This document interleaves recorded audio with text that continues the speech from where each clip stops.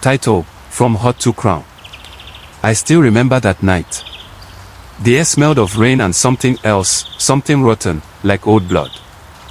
The moon was full, yet it felt like darkness swallowed our whole village. The drums were beating by themselves, even though no one was touching them. That was the night a poor boy from a mud hut became a king. But not because he was chosen. It was because something ancient chose him. My name is Okafor, and I grew up in Nobi, a quiet village surrounded by thick forest. In our place, stories walked on two legs. You could hear one in the market, then see it happen at night. People respected the old ways, but some things were better left alone. We all knew Chidiok, the palm wine tapper's son. He was a quiet boy who smiled more than he talked. His hut was close to the stream where women fetched water.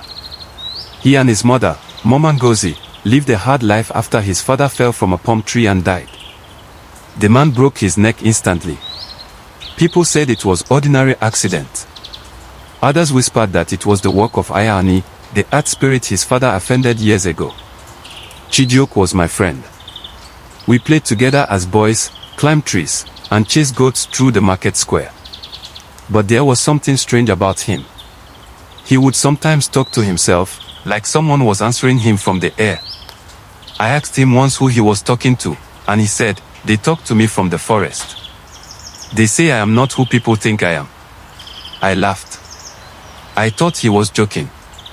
But he didn't laugh back. Years passed. We grew up. Life in the village was simple, until the day the king died. King Isnanenyalu ruled for over 40 years. He was a strong man, feared and respected. But when he died, something changed in the land. The rain stopped for weeks. Crops withered. Even the stream where Chidiok lived dried up halfway. People said the gods were angry because no one had been chosen to take the throne. Our elders gathered in the palace to consult the oracle. They sacrificed goats, fowls, even a cow, but the oracle remained silent. Then one day, something strange happened. Chidiok's mother ran into the market screaming. Her son had disappeared. She said he went to fetch firewood in the forest and never came back. Search parties went into the bush, calling his name. We combed through the trees, shouting, "Chidiok! Chidiok," but only echoes answered. For 3 days, we found nothing. On the 4th night, the drums started beating from the palace. People gathered, confused. The drummers said they heard footsteps, but when they looked, no one was there. Yet the drums kept playing. Then the chief priest, Ogwefa Emena, came out shaking, saying the spirits had spoken. He said, "The next king has been chosen, but he will come from where no one expects. From the hut to the crown." That phrase, "from hut to crown," spread through the village like Hamatan fire. Everyone kept guessing who it could be. Some said maybe it was a child of the poor, maybe a stranger. Nobody knew. On the 7th night after Chidiok disappeared, we heard a voice outside. When I stepped out of my hut, I froze. It was him. Chidiok. He looked different. His eyes were dull, almost grey, like river water under the moon. His body was dusty and dry, but he smiled when he saw me. "Okafor," he said softly, "I told you they would come for me." Behind him, the air moved like smoke. I couldn't see anything clear, but I felt the presence, something ancient, watching, heavy. He walked straight to the palace, barefoot, and the palace guards fell to their knees without being told. The chief priest came out again, trembling. He dropped his staff and bowed. "The spirits have spoken," he said. "The crown belongs to the boy from the hut." People screamed. Some rejoiced. Others ran away. The next morning, they crowned Chidiok king. I watched everything with my own eyes. The moment the crown touched his head, thunder struck, yet there was no rain. The ground shook like something under the earth was moving. From that day, strange things began to happen in Nobi. At night, people said they saw lights floating above the stream. Sometimes, you could hear drums coming from the forest, slow and deep, as if something ancient was waking up. Children started falling sick. Women miscarried. chickens died without reason. But whenever Chijioke walked through the village, all the noise stopped. People bowed to him, but no one looked into his eyes. His mother didn't live long after that. She died suddenly one afternoon, her body twisting as if something invisible was pulling her apart. I was there when she screamed her last words. "That crown is not yours, my son. Return it before it consumes you." But Chijioke didn't cry. He buried her with no ceremony and forbade anyone to mention her name again. A few months later, the chief priest also died, but before he did, he called me secretly. He said, "Okofo, you are his friend. Listen to me. That crown is not from the gods. It came from the ones beneath the earth. If he doesn't return it, the land will rot."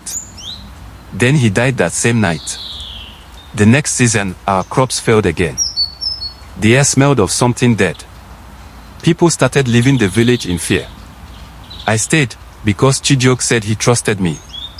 But every time I entered the palace, I felt cold. The kind of cold that bites your bones even under the sun. One evening, I went to see him. He was sitting alone, staring at the crown. It was glowing faintly, not like gold, but like burning charcoal. He said quietly, "Do you hear them, Okofo? They whisper to me even when I sleep. They tell me things no man should know." I asked him, "Who are they?" He smiled slowly. "The ones under the ground. They chose me. They said the people rejected them long ago. Now they will rise again, through me." I wanted to run, but my legs failed me. That night, I didn't sleep. I could hear drums from the palace all through the night. By morning, 3 villagers were dead.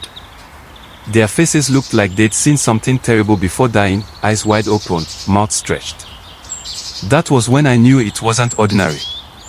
I went to the shrine of the old priest apprentice, a young man named Obioma, to beg for help. He told me the only way to break the curse was to destroy the crown at the sacred river, Miriokwa, before the next moon. But the crown was always on Chijioke's head. He never removed it, not even when he slept. Obioma and I decided to try. On the night before the full moon, we sneaked into the palace with a charm he prepared. But before we reached the throne room, we heard him chanting. His voice didn't sound human. It echoed, like many people were speaking at once through him. When he saw us, he laughed. His eyes were pure black. "You want to take what belongs to them," he said, in a voice that wasn't his. "You think this crown is just metal?" The lights in the palace went out. The air turned thick. Something crawled out of the floor, a shadow, tall and shapeless, with eyes like fire. It moved toward us, and Obioma shouted for me to run. I ran. I didn't look back. By morning, the palace was silent. Smoke came from the roof, and no one saw Obioma again. Chijioke sat outside, calm, wearing the same crown.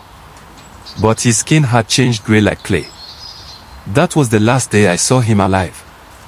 A week later, thunder struck the palace again. This time, it burned completely. The fire didn't spread, but it didn't stop either. It just kept burning till the whole building sank into the ground. We buried what was left of him, or what we thought was him. But the crown was never found. Now, years have passed. I left Nobi and live in another town. But sometimes, when the wind blows hard at night, I still hear those drums. And sometimes, when I dream, I see Chijioke standing by the river, holding the crown. He looks at me and says, "From hot to crown, from crown to dust, the circle never ends." I've stopped following them. Some doors are better left closed. Because if you open them, you might not like who or what comes out. Thank